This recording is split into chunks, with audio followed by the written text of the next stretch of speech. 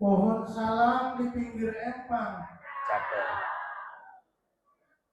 Yang jawab salam mudah-mudahan banyak uang. Amin. Bayar utang. Amin. Tiap hari makan nasi padang. Amin.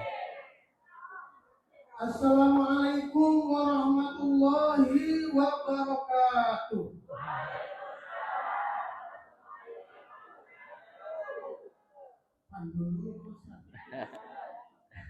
Tadi naon emang? Jalan-jalan ke Cikarang Baru. Cakep. Pulangnya mampir dulu ke toko kue bolu. Cakep. Paling senang pengantin baru. Malam pertama malu-malu. Malam kedua Pak Ustaz, Naon? rambutnya basah melulu. Masya Allah. Malam ketiga? Malam ketiga mah matiin lampu. Wow. Dari Senayan ke Bekasi. Cakep. Cukup sekian, terima kasih. Yang mau bertanya dipersilahkan. Iya, silahkan.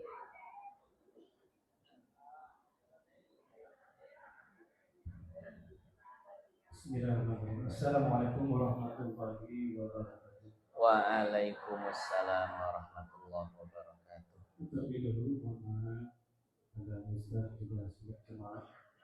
Lima pertanyaan yang awal, pertanyaan bukan pertanyaan alim.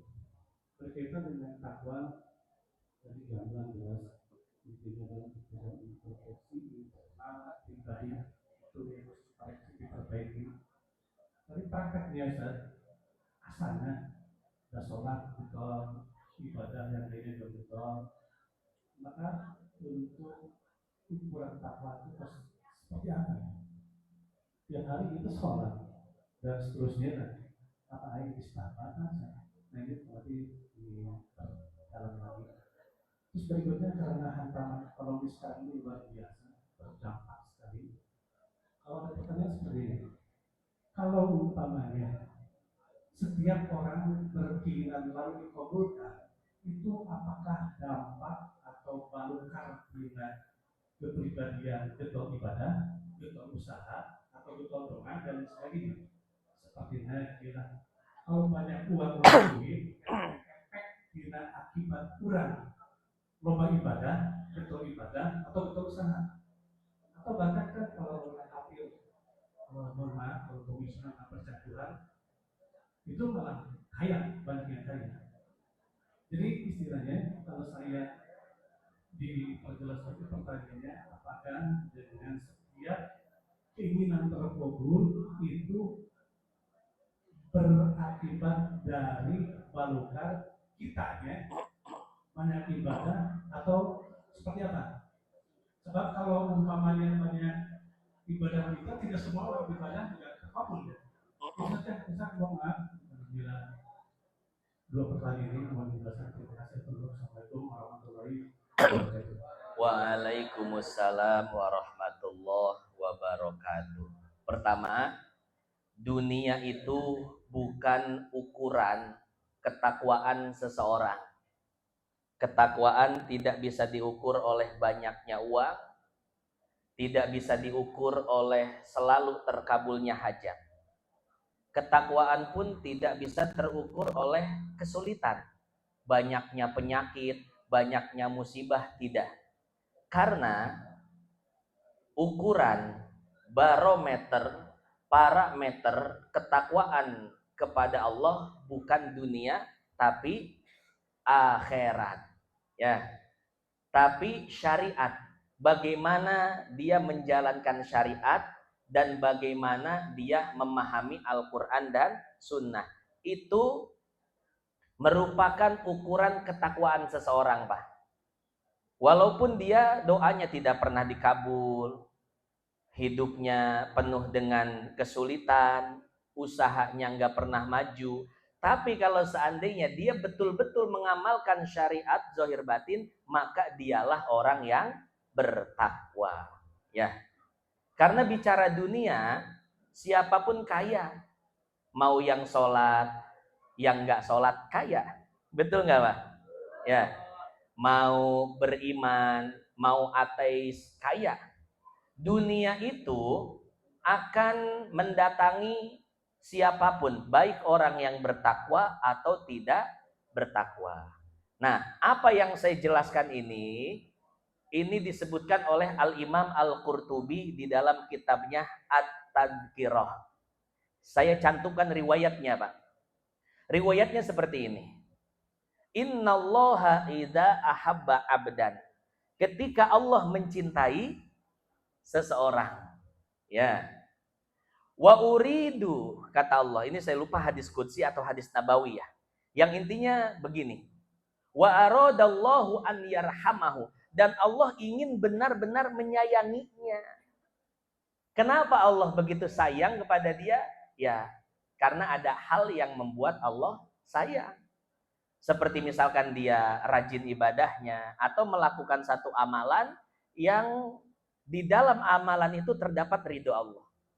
Ketika Allah menyayangi seorang hamba, maka Allah akan mensegerakan seluruh dosa-dosanya semasa dia hidup di dunia.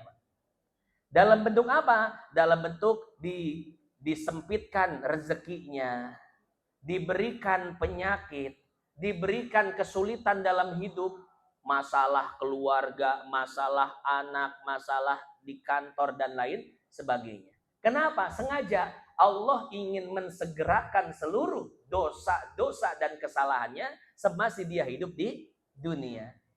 Sehingga kata Allah begini, jika dosanya masih tersisa, sementara dia sudah berada di ujung usia, syaddatu alaihil maut, maka aku akan perberat sakaratul mautnya.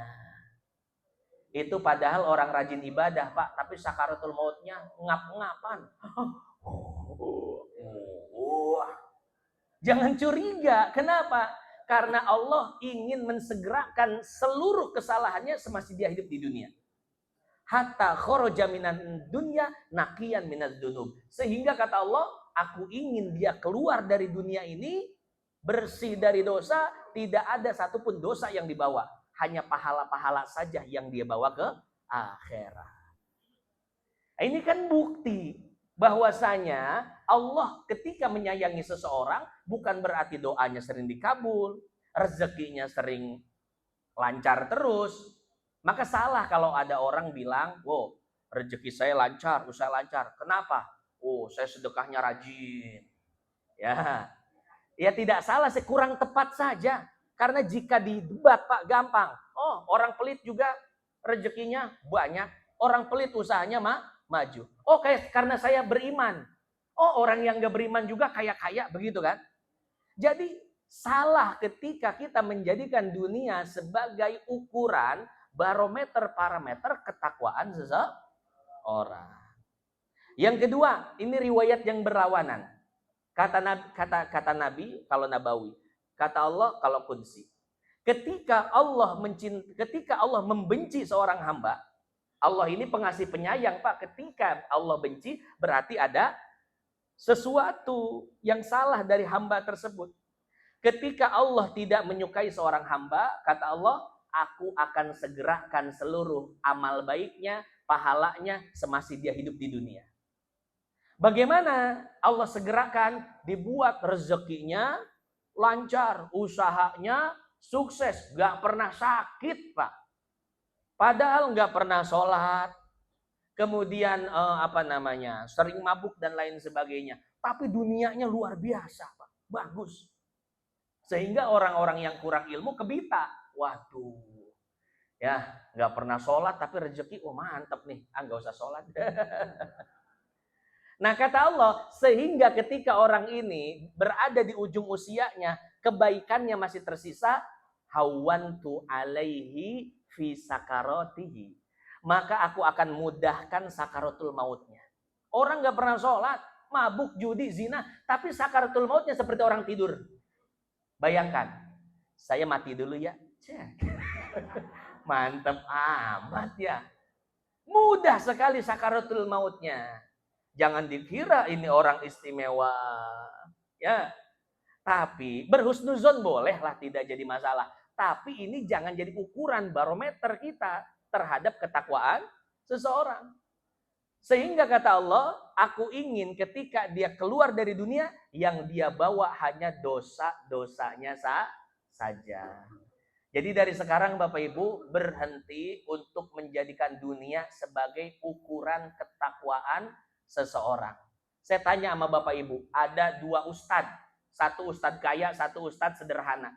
Ustadz kaya bilang, ayo baca waqiah, nanti Allah Subhanahu wa Ta'ala akan jadikan kita kaya. Ustadz yang miskin bilang, ayo baca waqiah, nanti Allah akan jadikan kita kaya. Bapak Ibu lebih percaya sama yang mana? Wow, kebukti nih. Kalau Ustadz ini ngomong, dia udah ada buktinya katanya. Ya, tapi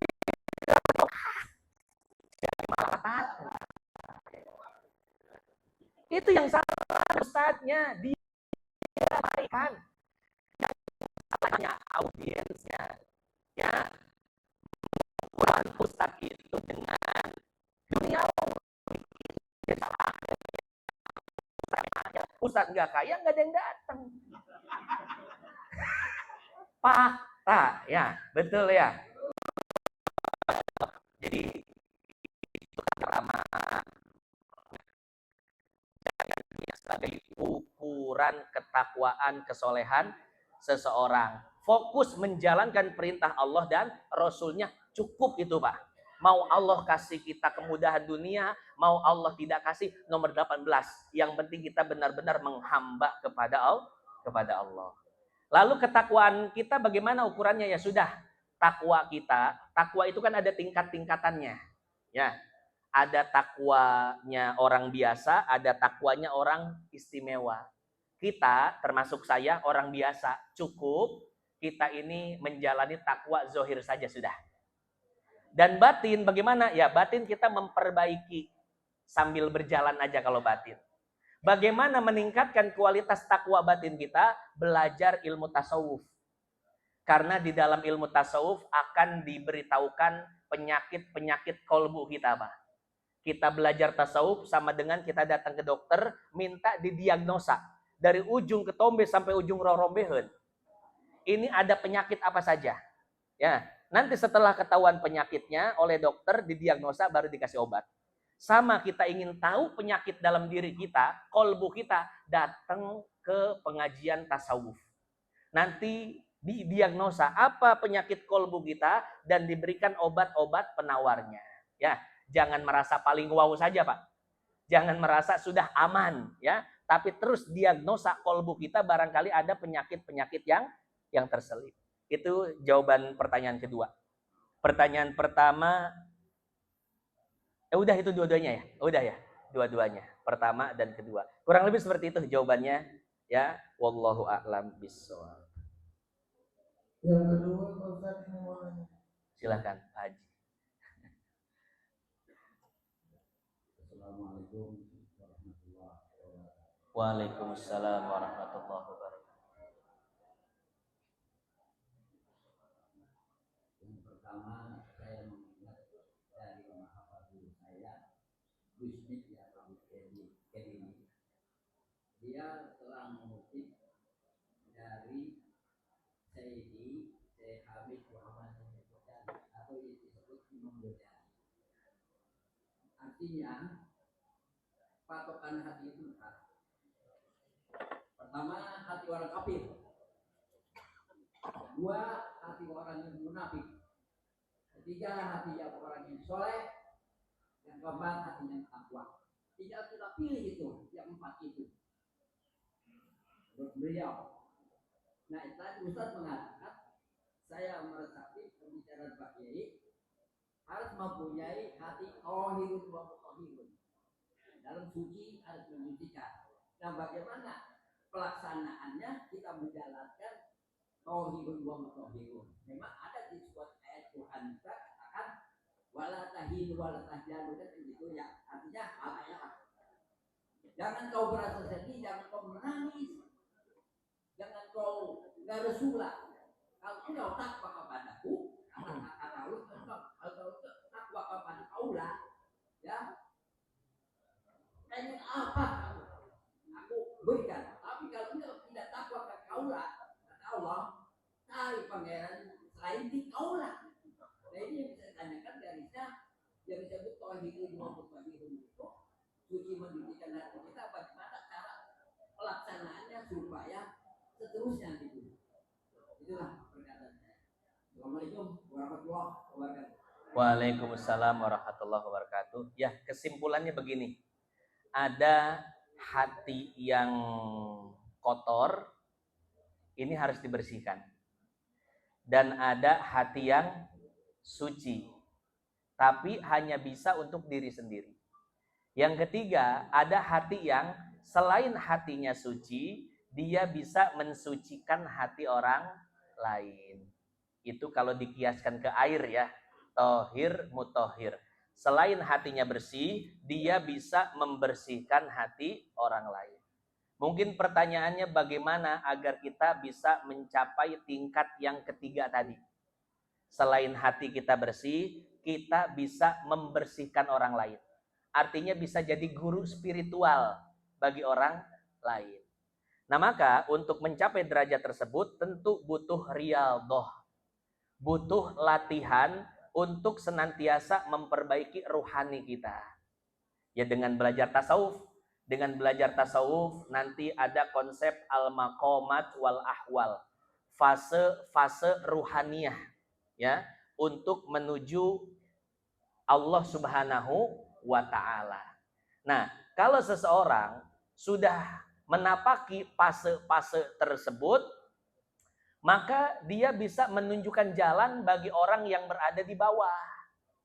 Seperti orang pernah memanjat gunung ya, maka dia bisa menjadi guide, penuntun, penunjuk bagi orang yang belum pernah naik gunung. Nah, begitu pula orang dalam hal spiritual. Orang yang pernah menjalani al-maqamat wal ahwal, riyadhah ruhaniyah, riyadhah batiniyah, dia pernah berusaha membersihkan dirinya sendiri. Dengan cara apa? Ada guru mursyidnya, ada guru pembimbingnya, atau dia mencari, mendiagnosa penyakit-penyakit yang ada di dalam dirinya. Dia bersihkan. Ya, bagaimana cara membersihkannya? Nah, nanti dia tahu dan dia bisa membimbing orang untuk membersihkan hatinya. Nah, jadi kurang lebih seperti itu, ya. Artinya harus belajar terlebih dahulu kepada orang yang telah melakukan itu. Nanti setelah belajar dia bisa mengajarkan kepada orang lain bagaimana caranya melakukan hal tersebut.